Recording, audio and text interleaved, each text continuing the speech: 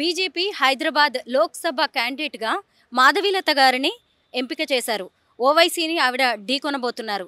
ఇప్పుడు దీన్ని మీరు ఎలా చూస్తున్నారు? అద్భుతాలు జరగబోతున్నాయి అంటున్నారా? ఖచ్చితంగా ఖచ్చితంగా అసలు కొంపల్లి మాధవీలత గారు, to be honest, I didn't know about her background until and unless she has been given Lok Sabha ticket.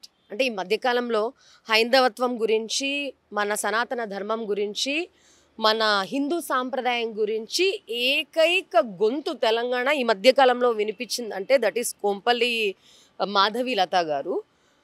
And దాని తర్వాత తెలిసింది నాకు she used to be the MD of Virinchi. ఎందుకంటే to be honest with you, when I was working for CVR, మన సాక్షి లైన్లోనే విరంచి కూడా ఉంటుంది. అప్పట్లో ఈ విరంచి హాస్పిటల్ బిల్డింగ్ కన్స్ట్రక్షన్ చేసినప్పుడు ఆ లైట్స్, ఆ ఇన్ఫ్రాస్ట్రక్చర్ చూసి నేను అనుకున్నాను, some spiritual mind might have constructed this, the spiritual mind might have running this. Hospitals అన్ని కార్పొరేట్గా ఉంటాయి. ఇప్పుడు మన ఇళ్ళే చూసుకోండి, గేటెడ్ కమ్యూనిటీ అని చెప్పేసి, అది కూడా వెస్ట్రన్ స్టైల్లే. ఎవరు మనకి ఆంధ్రాలో కేరళలో లాగా మన సౌత్లో ఒక టెంపుల్ లాగా ఎవరు కడుతున్నారు ఇళ్ళు? ఎవరు కట్టించుకోవట్లేదు. సో అట్లా విరంచి అనేది నాకు ఒక గుడిలాగా అనిపించింది.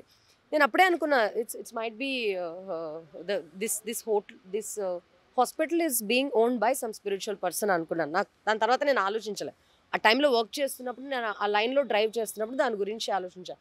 బట్ ఇప్పుడు రీసెంట్గా I have come to know that she is the owner of that Virinchi.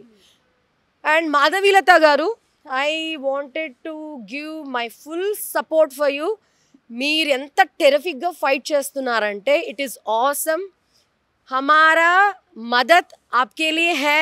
असीदुद्दीन Owaisi या असीदुद्दीन ओवैसी का बाप हो, आप इलेक्शन जीत जाते पक्का, क्योंकि आप सनातन के बारे में, हिंदू धर्म के बारे में, हिंदुत्व के बारे में, हमारा संस्कार संस्कृति के बारे में बहुत अच्छा भाषण दे रहे हैं आप. और बीच में कुछ हमारा पत्रकार अन्नलू तम्मुళ్ళు కొంచెం మీరు, ఒక ఆడబిడ్డ పోటీ చేస్తుంది అక్కడ, ఇప్పటిదాకా ఎవరికి అసీదుద్దీన్ ఓవైసీకి అపోనెంట్గా నిల్చొని పోరాడే దమ్ము ఇప్పటిదాకా ఏ మొగాడికి రాలేదు. ఒక ఆడబిడ్డ ఇప్పుడు పోటీ చేస్తూ నేను గెలుస్తాను రాబాయ్, మీ అంతు చూస్తాను రాబాయ్. ఓల్డ్ సిటీలో ఎంటర్ అవ్వడానికి పోలీసులే వణికిపోతారు. ఓల్డ్ సిటీలో కరెంటు బిల్లులు వేయడానికి వణికిపోతారు, ఛార్జీలు వసూలు చేయడానికి వణికిపోతారు. అట్లాంటిది ఒక ఆడబిడ్డ, ఆమె భవిష్యత్ ఏందో తెలీదు. మీరు అసీదుద్దీన్ ఓవైసీతో పెట్టుకున్న వాళ్ళ పరిస్థితులు ఎట్లా అంతమయ్యాయో అందరికీ తెలుసు. ఆమె భవిష్యత్ ఏందో తెలీదు. సావో రేవో నేను ఎలక్షన్లో నిలబడతాను రాబాయ్ అని చెప్పేసి ఒక మొగరాడిలాగా దిగింది. ఆ దిగుతున్న క్రమంలో కొంతమంది మీడియా అన్నలు, తమ్ముళ్ళు, ప్లీజ్ దయచేసి మీరు మీ చెల్ల, అక్కో, మీ భార్యనో పోటీ చేస్తే మీకు వీలైతే ఎంకరేజ్ చేయండి, లేకపోతే న్యూట్రల్గా చేయండి. అది కాకుండా మీరు అప్పట్లో ఆ డ్రెస్ చేసుకున్నారు, ఇప్పట్లో ఈ డ్రెస్ చేసుకున్నారు, మీరు అప్పట్లో ఫ్యాషన్ ఉన్నారు, మీరు అప్పట్లో అది చేశారు, మీరు ఇంకోరెవరు అడుగుతున్నారు, స్వరూప మీకు 3 పిల్లలు ఎందుకంట? ఆమె ఏమన్నా నేరం చేసిందా, ఘోరం చేసిందా?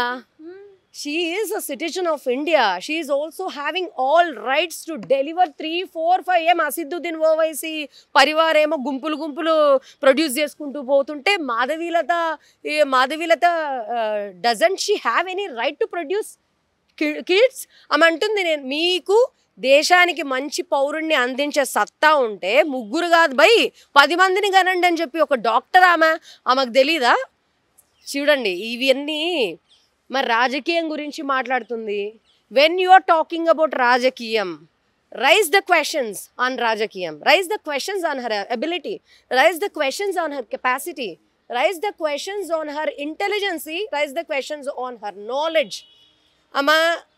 అప్పుడు అట్లుంటే ఇప్పుడు ఉండకూడదా? ఇప్పుడు మోదీ గారు ఒకప్పుడు కార్పొరేట్ డ్రెస్సెస్ ఉన్నాయి, ఆర్ఎస్ఎస్లో పనిచేస్తున్నప్పుడు ఒక షర్టు, ఒక నిక్కర్ వేసుకొని ఆయన ఫ్లోర్ క్లీనింగ్ చేసి వైరల్ అవుతున్నాయి. యోగి కార్పొరేట్ డ్రెస్లో ఫొటోస్ లేవా, ఇప్పుడు వైరల్ అవుతున్నాయి. మనిషి ఎప్పుడు ఎట్లా ట్రాన్స్ఫార్మ్ అవుతాడో ఎవ్వరు ఊహించలేరు. ఇప్పుడు నన్నే అంటున్నారు, నేను మీడియా సంస్థలకు పనిచేసినప్పుడు ఒక పాలిష్డ్ డ్రెస్సులో నేను కనిపించేదాన్ని. సడన్గా ఏంటి అంటే నాకు కష్టం వచ్చినప్పుడు దేవుడు నా పక్కన నిల్చున్నాడు. నాకు అనిపించింది, అరే మన హైందవత్వం కన్నా గొప్ప బ్రాండింగ్ ఫ్యాషన్ ఏముందిరా? అది మనం తెలియకనే బకరాల్లాగా వెస్ట్రన్ ఊబిలో పడిపోయాం మనం. వెస్ట్రన్ కల్చర్ ఈ మధ్య కాలంలో ఫ్యాషన్ కూడా మితిమీరిపోయి ఫ్యాషన్ డిజైనర్లు కొంతమంది డిజైన్ చేశారనమాట. దేవుడి బొమ్మని తీసుకొచ్చి బ్లౌజెస్ వెనకాల పెడితే అది పెద్ద వైరల్ అయింది. దాని గురించి కూడా ఏది మితిమీరకూడదు. ఇప్పుడు ఆమె రియలైజ్ అయ్యి ఉండొచ్చు కదా.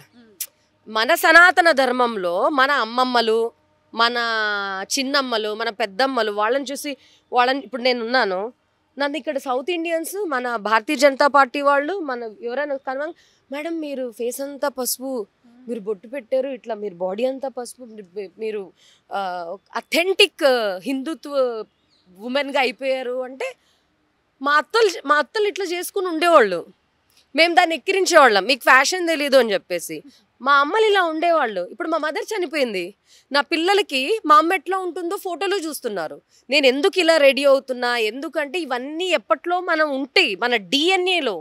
Every Hindu's DNA is having all the Sanatan Dharma's knowledge and culture. అది ఉంటుంది, డిఎన్ఏలో ఉంటుంది, మన ఖూన్లో ఉంటుంది. ఖూన్ మీన్స్ రక్తంలో ఉంటుంది.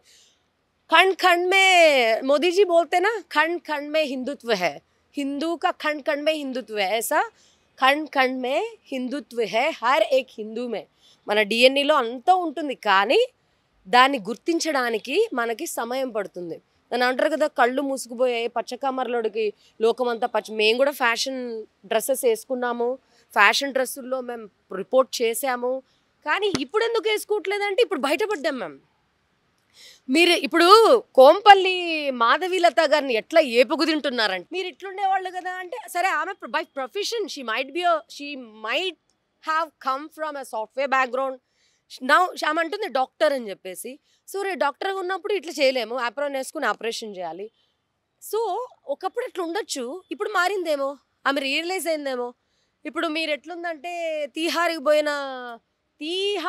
పోయి I know Art and Culture Society is a very reputed NGO which is working for the transformation of Qaidis in Tihar jail.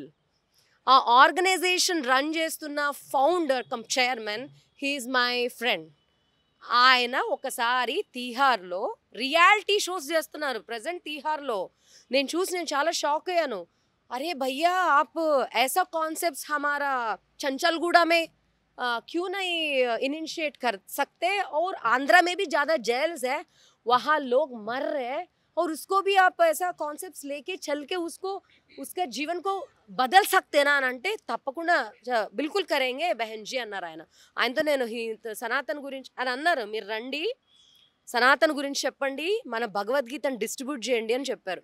అక్కడ కొన్ని రియాలిటీ షోలో లోపల రియాలిటీ షో జడ్జెస్ ఎవరు, మన బాలీవుడ్ స్టార్స్ జడ్జెస్. వాళ్ళు ఒక్కొక్కళ్ళు పాటలు పాడుతున్నారు, దేవుళ్ళ పాటలు పాడుతున్నారు, గిటార్ ప్లే చేస్తున్నారు. జడ్జెస్, సుప్రీంకోర్టు జడ్జెస్, చీఫ్ జస్టిస్లు వచ్చి వాళ్ళకి గిఫ్ట్లు ఇస్తున్నారు. అంటే ఒక రియలైజేషన్. అంటే నువ్వు ఒక పరిస్థితి వల్ల, వాళ్ళ ఆర్థిక పరిస్థితి బాగలేకనో, వాళ్ళ కుటుంబ పరిస్థితి బాగలేకనో వాళ్ళు ఏదో హత్య చేసి లోపల పోతే, ఫర్ ఎగ్జాంపుల్ 2018లో సేమ్ మాధవీలత గారికి కంపేర్ చేస్తూ చెప్తున్నాం. ఆమె ఎప్పుడు 2018లో డాక్టరీ వ్యవస్థ పెట్టింది, ఈ హత్య చేసాడు వాడు లోపల పోయాడు, ఈమె హాస్పిటల్లో పనిచేస్తూ ఉన్నారు. కానీ వాడు రియలైజ్ అయిపోయి బయటకు వచ్చిన తర్వాత మనం అట్లనే అడుగుతామా, నువ్వు ఖైదీవి కదా, నీకు అసలు బయటకు వచ్చే అవకాశం లేదు, నీకు గాలి పీల్చుకునే హక్కు కూడా లేదు, నువ్వు ఖైదీవే అని ముద్రేస్తామా? జైల్లో ఐఏఎస్లై, ఐపీఎస్లై, సివిల్స్ రాసి వార్తల్లో చాలా సందర్భాల్లో మనం రిపోర్ట్ చేశాము. ఒక ఖైదీ పీజీలు పిహెచ్డీలు చేసి కూడా బయటకు వచ్చి, సో ఒక రియలైజేషన్ వచ్చి మారిన వ్యక్తిని కూడా నువ్వు అట్లనే ముద్ర ఎందుకు వేస్తారు? అదే చెప్తున్నా. ఒకప్పుడు మాధవీలత గారు ఫ్యాషన్ డ్రెస్ వేసుకుంటే ఈరోజు రియలైజేషన్ అయిపోయి మన హిందుత్వం కోసం మనం పోరాడాలని నాలాగా మాధవీలత గారు లాగా ఎంతోమంది అమ్మాయిలు రియలైజ్ అవుతున్నారు, గర్వాపసి అంటున్నారు కదా. ఇన్ఫ్యాక్ట్ నేను చెప్తాను, Nizam's Institute of Medical Sciences, which is popularly known as NIMS, అక్కడ పనిచేస్తున్న డాక్టర్లు మ్యాక్సిమం క్రైస్తవులే. మా అమ్మగారు 2015లో బెడ్ రిడన్ అయ్యి అక్యూట్ రీనల్ వార్డ్‌లో ట్రీట్మెంట్ తీసుకున్న టైంలో నేను సీవీఆర్ సంస్థకు పనిచేస్తున్నాను. ఆ టైంలో నన్నే అంటే ఇంత అవేర్‌నెస్ ఉండి, ఒక జర్నలిస్ట్‌గా ఉంటూ ఏది తప్పు, ఏది ఒప్పు అనేది తెలిసి కూడా నేను ఒక ట్రాన్స్‌లోకి వెళ్ళిపోయి ఆల్మోస్ట్ బాప్టిజం వరకు వెళ్ళిపోయాను నేను. మా ఇంట్లో మీ ఇంట్లో విగ్రహాలు తీయకపోతే మీ అమ్మ బ్రతకదు అని చెప్పి నన్ను ఫుల్ డీప్ దాన్నేమంటారు? సైకియాట్రిస్ట్‌లు చేస్తారే దాన్నేమంటారు? ఒక హిప్నోటిజం హిప్నోటైజ్ చేసేసారు నన్ను. హిప్నోటైజ్ చేసినప్పుడు నేను నిజంగానే ఇంటికెళ్ళిపోయి ఈ విగ్రహాలన్నీ తీసి పడేసాను నేను. తీసి పడేసి నేను ఆల్మోస్ట్ బాప్టిజం తీసుకునే స్థాయికి పోయినప్పుడు మా మదర్ చనిపోయారు. మదర్ చనిపోతే నేనేం ఇంకప్పుడు డిసైడ్ అయ్యాను స్వరూప, నీ దేవుడు నా తల్లిని కాపాడనప్పుడు నేనెందుకు నీ మతంలో ఉండాలి అని చెప్పేసి గర్వాపసి అంటారు కదా, అది చేశాను. మళ్ళీ నేను అక్కడ ఇంకా స్ట్రాంగ్ ఫౌండేషన్ పడింది. కాబట్టి అప్పుడు ఇట్లున్నారు, ఇప్పుడు ఇట్లున్నారు కాదు. సో మాధవీలత గారికి అవసరమైతే ఢిల్లీ నుంచి ఆ గల్లీకి వెళ్ళి అసదుద్దీన్ ఓవైసీ కాన్స్టిట్యుయెన్సీలో ఉండి ఆమె తరపున ప్రచారం చేయడానికైనా నేను సిద్ధమే. ఎందుకంటే ఒక సోదరి ఇంత ధైర్యంగా ముందుకొచ్చి ఒక చరిత్ర సృష్టించాలని చూస్తుంటే మీరు దాన్ని ఏమంటారు, కోడిగుడ్డు మీద ఈకలు బీకినట్టు, బోడిగుండు మీద ఈకలు బీకినట్టు పీకకండి సోదరులారా.